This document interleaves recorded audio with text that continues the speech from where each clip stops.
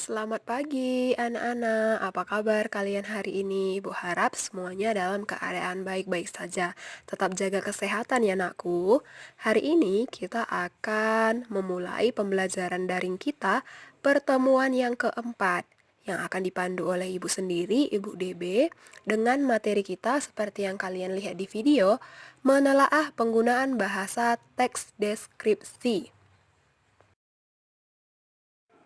Materi kita hari ini adalah menelaah penggunaan bahasa dalam teks deskripsi. Kalau anak-anak perhatikan, mungkin anak-anak bingung, apa yang dimaksud dengan penggunaan bahasa dalam teks deskripsi? Apakah di dalam teks deskripsi ada bahasa lain selain bahasa Indonesia? Tidak.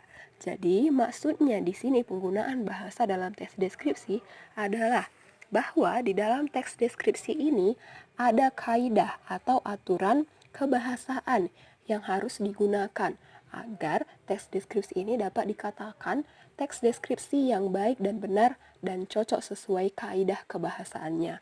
Jadi seperti kita sudah membahas tentang struktur teks deskripsi sebelumnya, penggunaan bahasa dalam teks deskripsi ini juga sebagai pembeda teks deskripsi dengan teks yang lainnya. Jadi ketika kalian diminta untuk menuliskan teks deskripsi, ini adalah kaidah kebahasaan atau aturan bahasa yang harus kalian tuliskan sehingga teks kalian itu dapat dikatakan sebagai teks deskripsi. Kalau anak-anak perhatikan di dalam video ini sebenarnya ada 9 kaidah atau aturan dalam menulis teks deskripsi.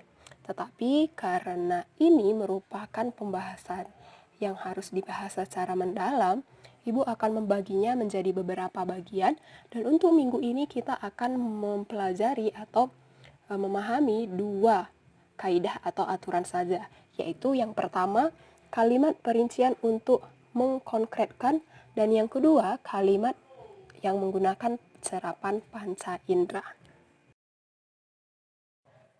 Kaidah kebahasaan yang pertama di dalam teks deskripsi adalah penggunaan kalimat perincian untuk mengkonkretkan.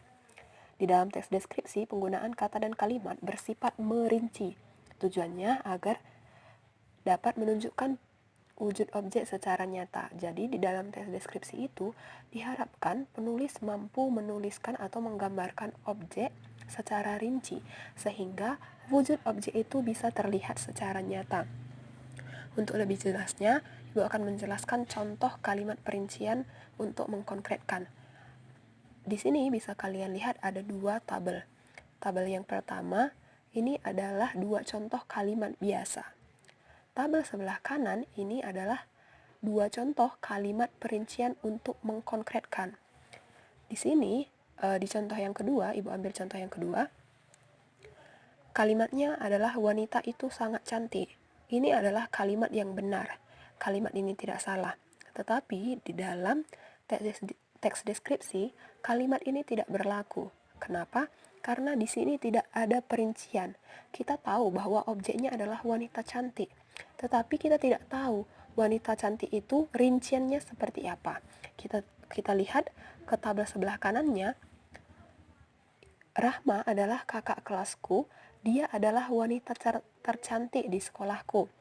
Rambut hitamnya yang lurus, badannya langsing, senyumannya yang indah, ditambah lesung pipi di wajahnya sangat menarik. Kalau kalian bandingkan 2 contoh ini, kalian bisa melihat di contoh kalimat yang sebelah kiri ini adalah contoh kalimat yang sama sekali tidak rinci. Jadi, pembaca pun tidak mengerti, tidak paham wanita itu sangat cantik ini seperti apa. Tidak ada gambaran jelas atau wujud yang jelas atau wujud yang nyata dari wanita yang cantik ini. Tetapi di kalimat sebelah kanan di sini sangat jelas perwujudan dari objek tersebut, yaitu wanita cantik. Wanita cantik ini tadi namanya Rahma. Rambutnya hitam, badannya langsing, senyumannya indah, dan lesung pipi di wajahnya sangat menarik. Jadi, di dalam menuliskan teks deskripsi, kaidah kebahasaan yang pertama yang diharapkan kita gunakan adalah kita mampu menuliskan kalimat perincian untuk mengkonkretkan. Kita mampu menuliskan kalimat yang bersifat merinci yang dapat menunjukkan wujud objek tersebut secara nyata. Kaidah kebahasaan yang kedua adalah penggunaan kalimat yang menggunakan serapan panca indera. Dalam teks deskripsi, tujuan paling utama adalah membuat pembaca teks tersebut dapat seolah-olah merasakan apa yang dideskripsikan oleh.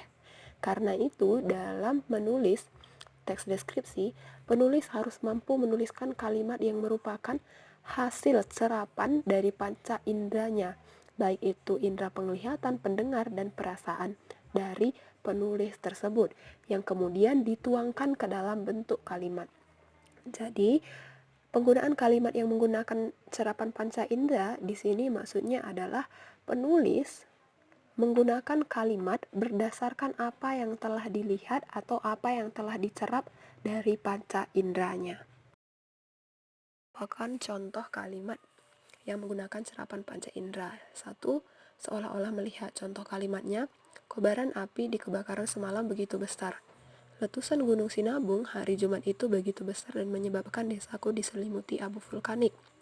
Bisa dilihat dari contoh kalimat ini bahwa penulis menuliskan apa yang dilihatnya, apa yang diserap dari panca indera, yaitu indera penglihatannya.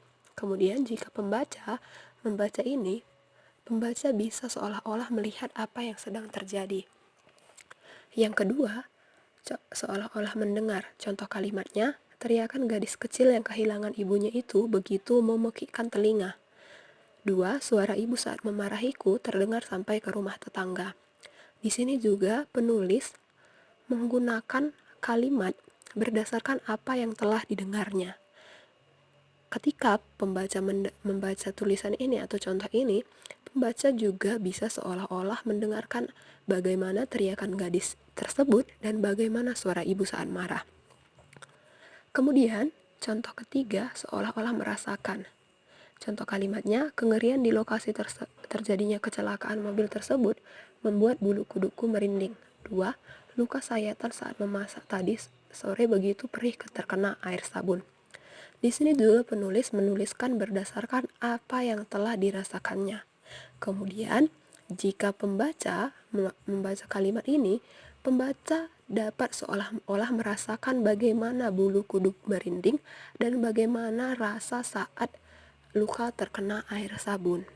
Jadi, berdasarkan kalimat ini bisa kita lihat bahwa dalam menuliskan teks deskripsi, kita bisa menggunakan apa yang telah kita lihat, apa yang telah kita dengar, apa yang telah kita rasakan, sehingga kita bisa membuat kalimat dalam teks deskripsi, sehingga nanti pembaca bisa merasakan apa yang terjadi atau melihat apa yang terjadi di dalam teks yang kita deskripsikan.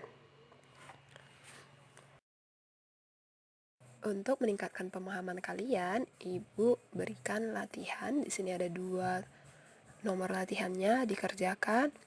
Tugas dikumpulkan ke Ibu dalam bentuk foto melalui Google Classroom.